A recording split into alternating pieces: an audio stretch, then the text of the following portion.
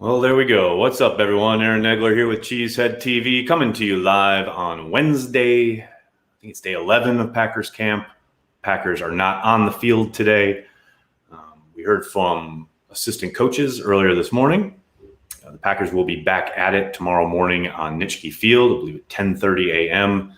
In the meantime, I thought I'd take a bit here. I didn't obviously have a chat this morning. Won't be doing extra cheese tonight, but wanted to give you guys a chance to ask questions about whatever it is that's on your mind regarding Packers camp. I've seen a few things shake out here, but there's still a ways to go. I know it's less than 3 weeks before the Packers take on the Vikings, but still a lot of work to be done. Still a lot of development to be had here on the Packers squad. I probably won't be very long today, just a heads up. But I did want to make sure I touch base with you guys at some point today. So here I am. Hope everyone is well. Good to see everybody in the comments. How are you guys? Joey, Big B, always good to see you. Lost Soul looking to talk Packers. That's what I'm talking about. Once camp starts, you're not really lost souls anymore. I mean, the people in April and May on a Tuesday at like 8 o'clock p.m., those are some lost souls ready to talk Packers at a moment's notice. Now things are starting to ramp up. Not really lost souls anymore, but I appreciate the reference, most definitely. Nags, love me some Cheesehead TV. Thanks, Sly. Very nice of you. Dustin, thanks for the super chat. D-back on Pat McAfee's show was excellent today. Yeah, I saw that. I saw the beer chugging thing. It was very funny. Those two guys are hilarious, and they obviously are really fun to listen to. Long time no talk. What's up, Aaron? What's up, Brett? How are you, buddy? Harold, many people, including several Cheesehead TV commenters, believe that Aaron Rodgers is in slow decline in terms of his skills. Have people forgotten that Favre had his best stat year in 2009 with the Vikings? Well, I mean, both of those things can be true, right? I think there's no question Aaron Rodgers overtook Brett when he became the starter in Green Bay as far as, being more gifted physically. That's just due to age. And I don't think there's any question that Aaron Rodgers' fastball is a little slower today. He doesn't quite have the wheels he once did when it comes to getting outside the pocket, escaping those quicker defensive ends and outside linebackers. But at the same time, you're right. You can absolutely still be productive. I mean, look at Tom Brady, look at Drew Brees. Hell, look at Peyton Manning, who, led a team to a Super Bowl barely being able to throw a football. So, yeah, I don't think there's any question that Aaron Rodgers has lost a little bit, when it comes to his skills. Not much. The physical skills, not much, but a bit. But yeah, you're absolutely right. You can still be incredibly productive, as is evident with Brett's magical 2009 year, which ended in the perfect way in New Orleans. You still think Bakhtiari gets that extension before week 1? Yeah. I still think there's a good chance that happens. And just right on time. Sorry, I showed up late. No, you're right on time. Just started. Do you think that we put that $10 million in cap space to use at all this year? I think Bakhtiari's extension is a good starting point. Absolutely. Super Edge 99, thanks for the super chat. Thoughts on the Vikings wide receiver depth versus our cornerbacks? I like the Packers' chances there, 100%. I think it's going to be interesting to see. They've got a new play caller yet again in Minnesota. We'll see. How that ends up, changing things as far as their offensive approach, trying to attack Mike Pettine's defense. But, my suspicion is we're not going to see a drastic reduction in the amount of dime or nickel that Pettine likes to play. So I think we're going to see a lot of those defensive backs, regardless of how many wide receivers are on the field for Minnesota.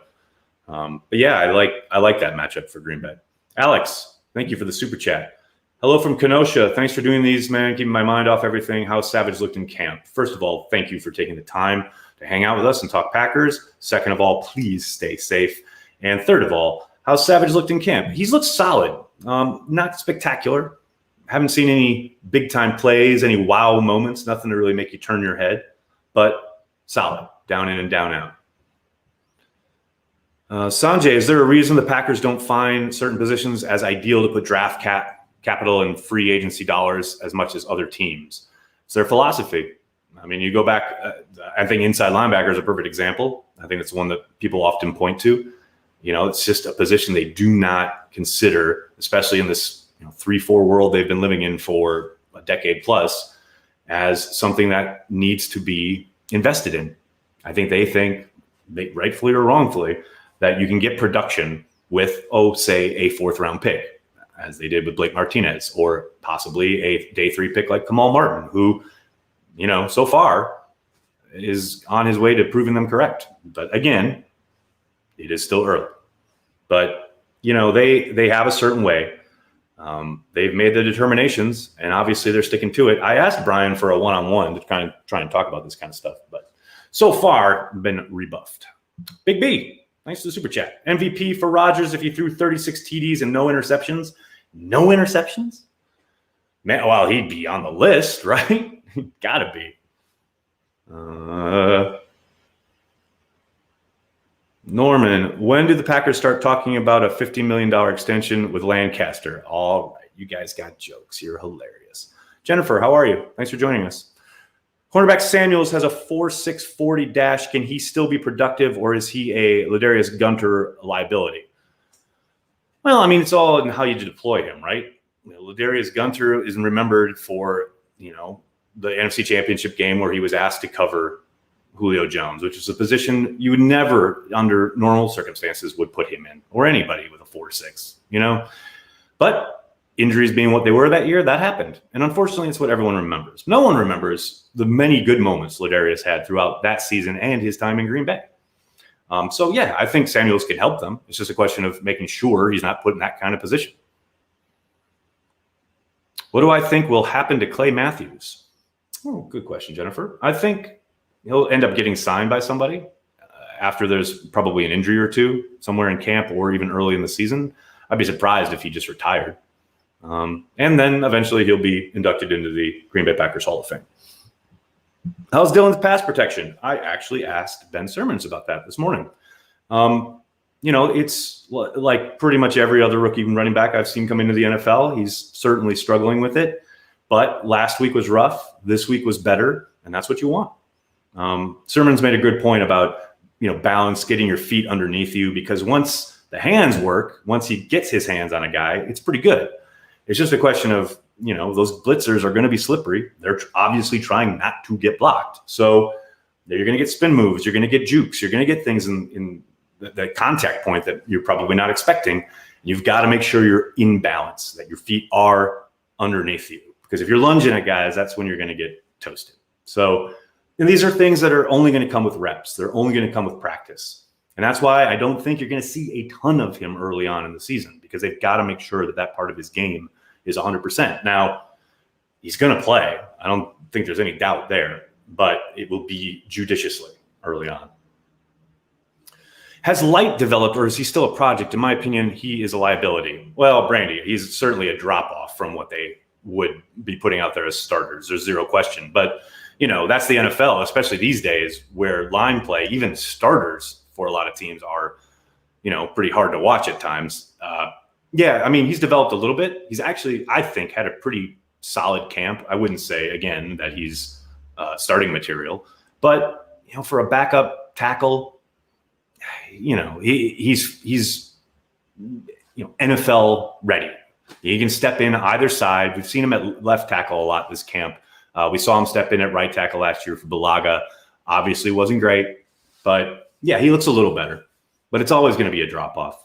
The Packers have been really lucky in the sense that, when they've had their starting tackles, they've had in Bulaga and Bakhtiari, they've obviously had some of the best tackle play in the league. Now it's a little taste of how the rest of the league lives. And even then, we still have Bakhtiari, who's one of, if not the best left tackle in the game. So you're always going to be patching a hole somewhere along an offensive line in the NFL more often than not. And if your biggest worry is the play of the backup tackle, who, let's be honest, if Rick Wagner ever gets healthy and is out there battling again, he's probably the backup to the backup tackle. You're doing okay. What's Nags' 40 time? Any opinions on how Love has looked? Nobody wants my 40 time, man. Trust me, nobody wants to watch me run a 40. I certainly don't. Any opinions on how Love has looked? He's looked like a rookie who had no offseason. They'll have him as the third QB. He'll be in street clothes pretty much all year, and he'll develop throughout the year. And then I'm really anxious to see him next summer because, I don't think anybody was under any illusions that he was going to come in and light the camp on fire, but that reality has set in very quick if people were holding out hope. He shows you the physical gifts. He's actually, LaFleur talked about him getting 1% better every day, and you do see development. You do see things. Like yesterday, he got the defense to jump on a hard count. That's the first time I've seen that from him in the 10 days or so we've been watching. And, that's a little piece of the arsenal, right? And every little bit helps. He's going to need every single rep he can get. And I think that's one of the smartest things the Packers have done in the sense of these end of practice developmental sessions with the young guys where they've gone to live tackling, and they've let Jordan take all of those reps because he needs them. The only way he's going to improve is by getting reps, but they got to get ready for the season. They got to make sure Aaron's repped. They got to make sure Tim gets his. So I think that's the smartest thing they've done in regards to his development. And hopefully he, soaks in everything he can this year because he's going to need it to hit the ground running next season. Does this training camp and preseason offer a blueprint for the future of what it might look like going forward? Brett, I think that's a conversation that was going to be had. We know that the NFL and the PA had talked about reducing the number of preseason games prior to the pandemic happening. That's been an idea that's been floated. Obviously, the owners are reluctant to go too far down that road because they like and they want that revenue that the preseason games provide. I do think eventually we'll see it cut down to probably 2 games, maybe 3 to start, but eventually it'll be a 2-game preseason. And as far as like the timing of it and the scheduling, I would tend to think they would prefer to go back to, starting late July into early August for the start of camp rather than this close up against the start of the season. But I do think, this will pave a way towards fewer preseason games. No doubt about that. William, thank you for the super chat. So you can't talk depth chart this year. That's correct. But let's say the Packers don't draft any running backs or tight ends. Who are the 1, 2, 3 at each position for 2021? Man, crystal ball questions are the worst. I don't know. 2021? I mean, Jamal Williams could roll an ankle tomorrow and it changed the entirety of the complexion of the defense or the offensive backfield for the rest of this season. Man, 2021? Can I get through the next 2 practices before I get on a plane and go back to New York before we start talking about 2021? I mean, the Packers don't draft any running backs or tight ends. Who's 1, 2, 3 at each position? Let's go Aaron Jones, A.J. Dillon, and somebody who's not on the roster at running back. And then it'll be at tight end, it'll be Sternberger, Tanyan, and DeGuara. There you go. You've had fun with your crystal ball. Billy Turner, a bust signing? Absolutely not. Absolutely not. I mean, the fact that they signed him with the idea of being able to play him at guard and tackle, and now the fact that they are running him at tackle, that's a prescient signing as far as I'm concerned. Now, my quibble with the Turner signing is always going to be the timing of it. And it's funny, I went back and read Rob's TikTok, so to speak, about the first couple days of free agency this past offseason. And they literally called Billy Turner's agent the minute that the legal tampering window opened up 2 years ago. Who was knocking down Billy Turner's door? That's the thing I just don't understand. And I get paying a little bit more because you valued his versatility. But yeah, that timing was always weird to me. Now, all of that said, again, this is my thing. That's what I keep coming back to about the offensive line. We have been spoiled incredibly by the play of Brian Bulaga and David Bakhtiari for a very long time. Billy is a serviceable piece. You can quibble with what they paid him, that you can talk about his contract, etc.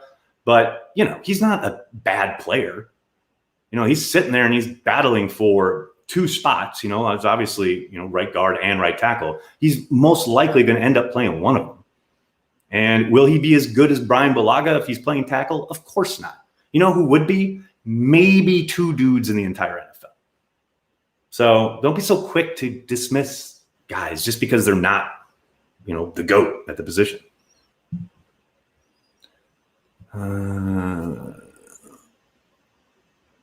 I read in Corey's Corner on Kamal Martin being the answer at inside linebacker that Kirksey is a carbon copy of Martinez. Has this been the case from what you have seen? No, it has not. Kirksey has looked better than Martinez, but Martin has looked good. And I think he is going to get on the field. But yeah, no, I think there's a very good chance that Kirksey is like Martinez in the sense that he's going to be very productive. He's going to make a lot of tackles, but I think he's a little bit more athletic, and I think he's got the potential to make a few more big plays than Blake did. Danny, thanks for the super chat. Just want to say I admire your professionalism reporting from Lambeau. I would faint or have no voice. Danny, that's very, very kind of you. Thank you very much. You know, I got to admit, it's been such a weird year. Obviously, everyone's affected differently. Everyone's routines have been upended. It is strange to be around camp and have zero vibe, zero fan interaction. There's no kind of juice, so to speak, right? So I think that's made it a little easier. But, you know, it never gets old. I'm not going to sit here and lie to you guys and say I just completely shut off as a fan when I'm talking to Aaron Rodgers on a Zoom or I'm getting questions with coach or whatever. I mean, inside, I'm always a Packers fan, and I'm always kind of freaking out. But I thank you for that note, because I try to present myself as professionally as possible when in a professional environment, other than, you know, the beer I drink when I'm on camera. But I don't do that during the Zoom sessions with the team. Riley, thanks for the super chat. Will Cheesehead TV ever cover other Wisconsin sports? You know what? Maybe.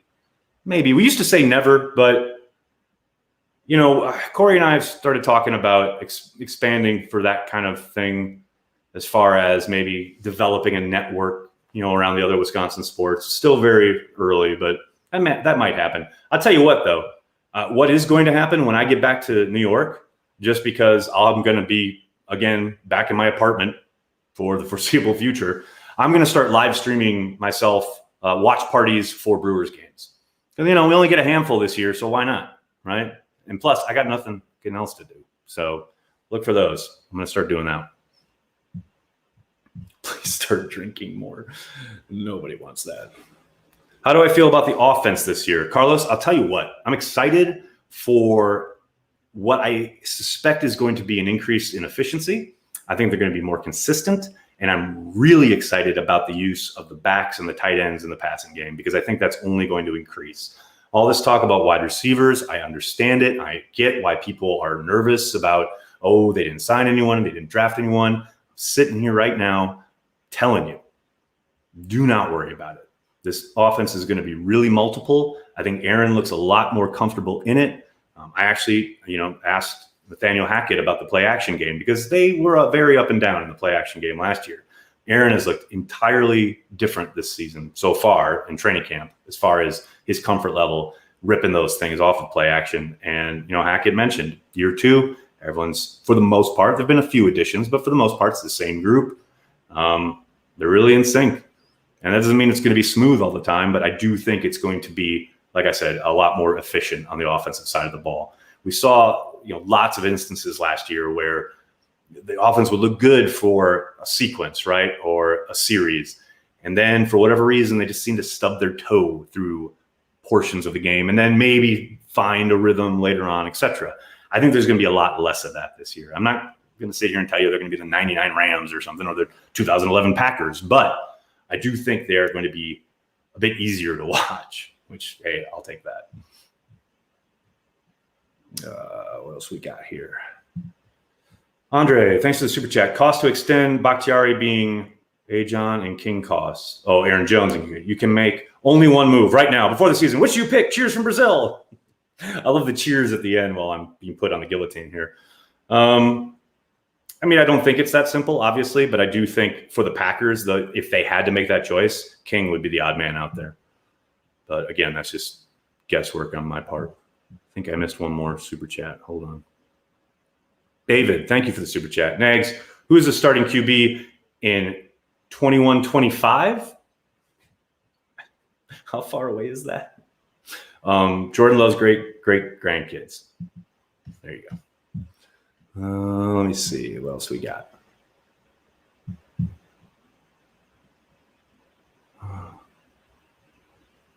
Andrew, Madden 2021 started trending. #1 hashtag fix Madden franchise, what would your Packers trending hashtag be? Wow, what an involved question. I don't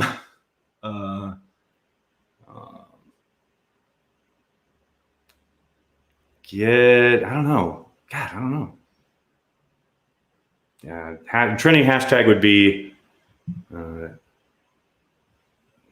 here comes the offense. I don't know. Trending hashtags. I just don't get it. I'm gonna take one or two more here, guys. Has Begleyton proved that we didn't need to draft a wide receiver? And if so, is it more important to get him on the 53, won't clear waivers? Oh, I think there's little question he's going to clear waivers if he gets cut. There's nothing to, if someone wanted to sign him prior to the Packers signing him, they would have. And now there's no extra tape. You know, he would definitely clear waivers if they do end up trying to get him on the practice squad. Let me see. How do I feel about the Packers team speed? You know, it's not much different. I don't think, it's any secret. They don't really prioritize it, it would seem, given the kind of guys that they tend to draft, the athletic testing, whatnot, will tell you that, blazing speed is not one of their major concerns. But it's always hard to kind of gauge a overall team speed when you're just watching them play each other, right? In practice, day after day after day. It will be interesting to see how they match up with other teams, but the Packers are the Packers, and they're going to draft the kind of guys and sign the kind of guys that they have done for decades, going back to the early 90s when Ron Wolf came on board and set up the program. I mean, because that is the personnel group right now, is they still utilize Ron's principles and Ron's way of working. And for, a multitude of reasons, that these are the guidelines that they've established and the kind of players that they like. And they've won a lot of games by getting their kind of guy. So I can't kill him for it. Does Lovett stick? I'm 50-50 right now. I don't know. I really hope he does because I love his potential. But man, it's going to be hard. That's a full room there at tight end. But I hope he balls out on special teams this next week or so and makes the decision at least a little bit more difficult. Right now, I think it's a coin toss. Okay, guys, I'm going to have to get going. I can't thank you guys enough for hanging out, talking with me, talking Packers. Please hit like on the video, hit subscribe on the channel, and please visit our partners over at PackersYearbook.com. You can get your official Green Bay Packers 2020 yearbook with the code CHTVBOOK, all one word, CHTVBOOK gets you 10% off. They deliver it right to your doorstep. I get it every summer. I absolutely love it. And now you can get it from Cheesehead TV. Thanks a lot, everyone. I'll see you guys bright and early tomorrow morning prior to practice. Have a great day. Go Pack Go.